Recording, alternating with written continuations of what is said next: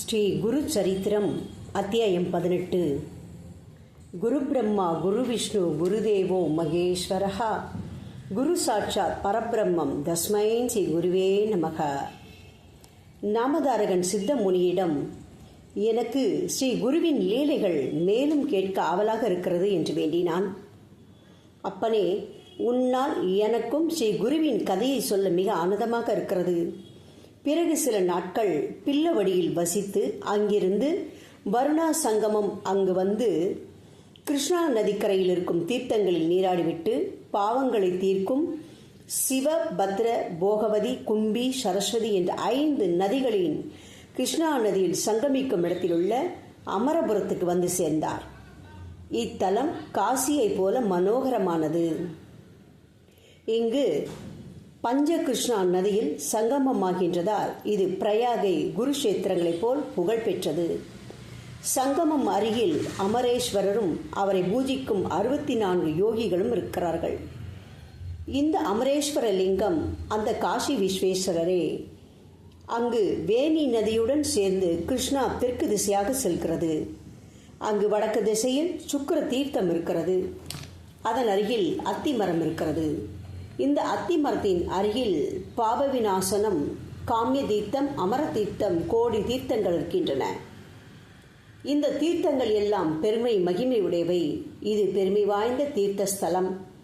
இந்த கிருஷ்ணா பஞ்சநதி சங்கமத்தில் நீராடினால் எல்லா காரியங்களும் நிறைவேறும். இங்கிருக்கும் அத்திமரம் சாட்சாத் கல்ப விருட்சம்.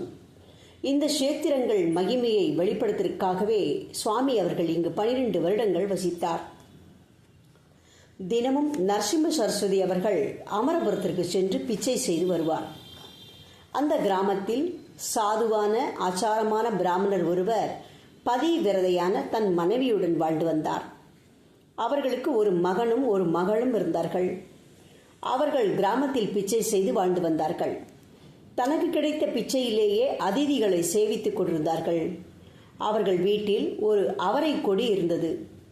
பிச்சை கிடைக்காத நாட்களில் அந்த அவரைக்காய்களை சமைத்து சுவாமிக்கு படைத்து சாப்பிடுவார்கள். அப்படி இருக்கையில் ஒரு நாள் குருநாதர் இவர்கள் வீட்டிற்கு பிச்சைக்கு வந்தார்.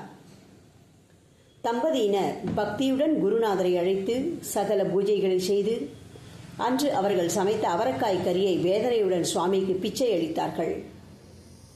அதை பெற்றுக்கொண்டு சந்தோஷம் அடைந்து அவர்களை தேற்றி, இன்றுடன் உங்கள் தரித்திரம் தீர்ந்துவிட்டது என்று சொல்லி வெளியே போகையில் அங்கிருந்து அவரை கொடியை வேரோடு பிடுங்கி போட்டுவிட்டு சென்றார். இதை பார்த்த பிராமணரின் மனைவி, குழந்தைகள் மிக வேதனைப்பட்டு, நாம் குருநாதருக்கு என்ன தீங்கு செய்தோம்? நமக்கு இந்த சிறிய உணவையும் இல்லாமல் செய்துவிட்டாரே, நாம் என்ன பாவம் செய்தோம் என்று வேதனையுடன் பேசினார்கள். இதை கேட்ட பிராமணர், ஏன் இப்படி பேசுகின்றீர்கள்? நமக்கு என்ன பிராப்தமோ அதுதான் நடக்கும். எல்லாம் நம் விதிப்படிதான் நடக்கும். அந்த ஈசன் அவர்களின் விதியைப் போல் வேதனைகளையும் சுகங்களையும் கொடுப்பார். இதை நாம் அனுபவிக்க வேண்டும். அந்த அவரை கொடியை மீண்டும் அந்த இடத்திலேயே புதைத்து தண்ணீர் விட்டு பார்ப்போம் என்று சொல்லி அங்கு கடப்பாறையை எடுத்து தோன்ற முயன்றார். அப்பொழுது ஒரு உலோக பாத்திரம் ஒன்றின் மேல் கடப்பாறை பட்டு சத்தம் வந்தது.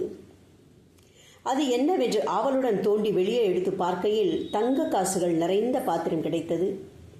அதை தன் மனைவிக்கு காட்டி, பார்த்தாயா, குருநாதர் இந்த கொடியை பிடுங்கியதால் நமக்கு இந்த புதையல் கிடைத்தது. நம்மின் ஏழ்மையை போக்கத்தான் அப்படி செய்தார். குரு மகான்கள் செய்யும் ஒவ்வொரு செயலுக்கும் அர்த்தம் இருக்கும். நீ தெரியாமல் குருநாதரை பேசிவிட்டாய். இந்த செய்தியை சுவாமியிடம் கூறி மன்னிப்பு கேட்டு நன்றியை தெரிவிப்போம், வா போகலாம் என்று எல்லோரும் ஸ்ரீ குருநாதரிடம் சென்று அவர்களுக்கு புதையல் கிடைத்ததை சொல்லி அவரை போற்றி வணங்கினார்கள். அதை கேட்ட குருநாதர், இதை யாரிடமும் சொல்லாதீர்கள். அப்படி சொன்னால் லக்ஷ்மி உங்களிடம் இருக்காது.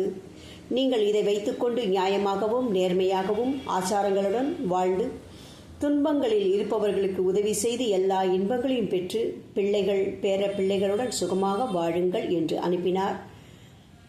நாமதாரகா, குரு கிருபையை பெற்றவர்களுக்கு துன்பங்கள் இருக்காது. சத்குருவை பூஜிப்பவர்கள் கண்டிப்பாக குருவின் அருளை பெற்று வாழ்வார்கள்.